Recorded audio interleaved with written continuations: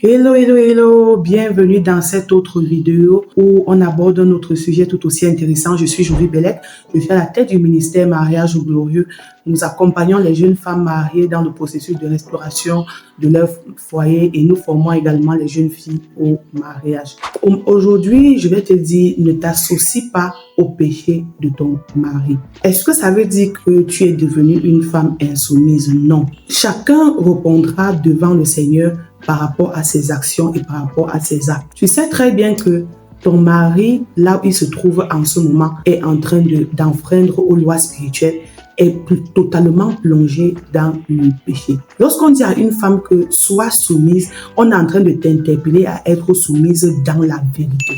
On ne te demande pas d'être participante ou bien d'être complice de crimes, d'être complice de vol, d'être complice de toutes sortes de dépravations au nom de la soumission. Il y a beaucoup d'entre vous, les maris apportent de l'argent, ils apportent beaucoup de choses à la maison et tu sens au-dedans de toi avec ton intuition que Dieu t'a donné en tant que femme qu'il est dans des activités illicites. Mais tu vas me dire que non, au nom de la soumission, tu te tais par rapport à ça. Même si tu ne sais pas d'où ça vient et tout, tu n'as pas besoin de savoir même là d'où ça vient, mais il y a quelque au fond de toi, tu sais que ce qu'il a et ce qu'il rapporte chaque jour, ce n'est pas le fruit de son travail. À un moment donné, tu dois le faire asseoir et dire que, chérie, je ne suis pas d'accord. Parce que tu sais quoi? Tu sais qu'on dit souvent que les gens marchent dehors par catégorie et que la femme d'un bandit, c'est aussi une bandite. Mais nous avons été mis dans des foyers comme des agents de transformation. Tu peux ramener ton mari à la raison. Tu peux ramener ton mari à la conscience parce qu'il y en a beaucoup qui ont déjà perdu leur conscience. Ne sois pas participante d'un crime.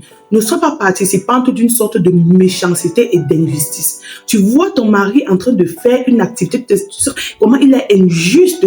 Il est peut-être un cadre d'administration. Il a des dossiers sur sa table qu'il n'a jamais traités. Il prend l'argent des gens, il escroque les gens.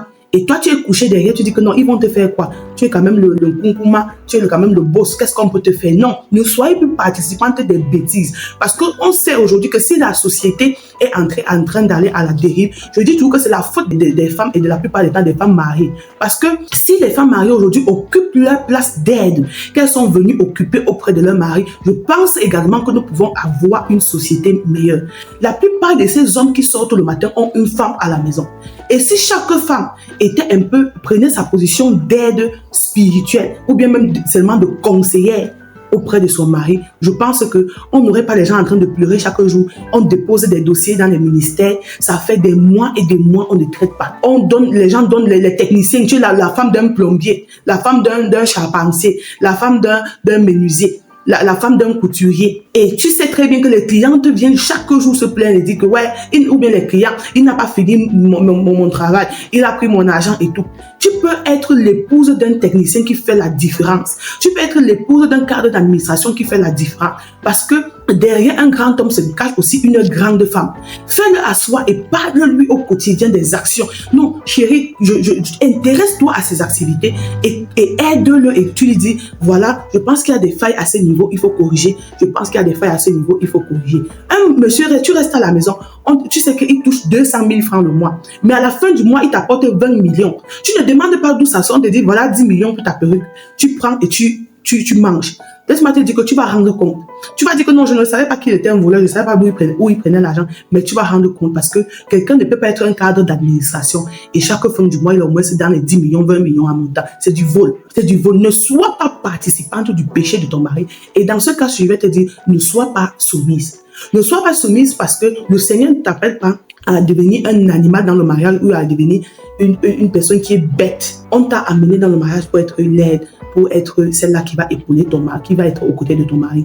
Donc Dieu te connaissait plus intelligente, il te connaissait plus sage, il te connaissait plus futée avant de t'envoyer dans ce mariage, dans cette position-là, ou bien avant de t'envoyer aux côtés de ce monsieur.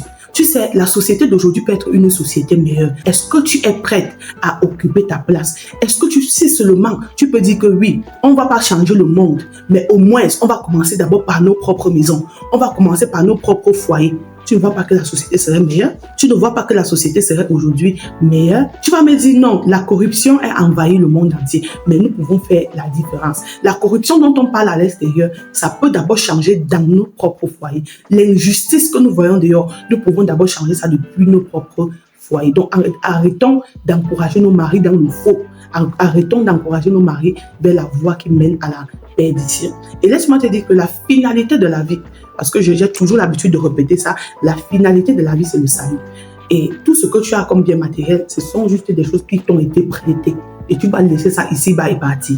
Donc, il ne faudrait pas qu'au cours de la course vers les choses matérielles, que tu te retrouves là où il ne fallait pas. C'est le temps pour toi de réajuster tes voies et de dire à ton mari, mon chéri, réajustons nos voies pour ne pas vous retrouver au carrefour de si je savais. Donc ça, c'est le petit message que j'avais apporté à une épouse responsable qui se dit qu'elle veut contribuer au bien-être de la société. Elle veut contribuer au développement de sa nation.